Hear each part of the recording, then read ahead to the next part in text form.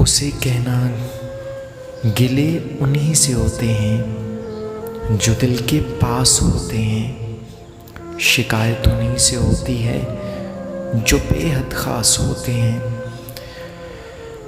मेरा तुमसे गिला करना तुम्हें यूं ही रुला देना, खफा करना मना लेना मोहब्बत की अलामत है, ये उल्फत की अलामत है।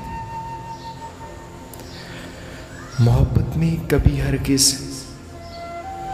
इसे दिल पर नहीं लेना। उसे कहना मोहब्बत की तवक्को उन्हीं से होती है कि जिनसे आस होती है, कि जिनसे आस होती है। उसे कहना गिले उन्हीं से होते हैं जो दिल के पास होते हैं। शिकायत उन्हीं से होती है जो बेहद ख़ास होते हैं।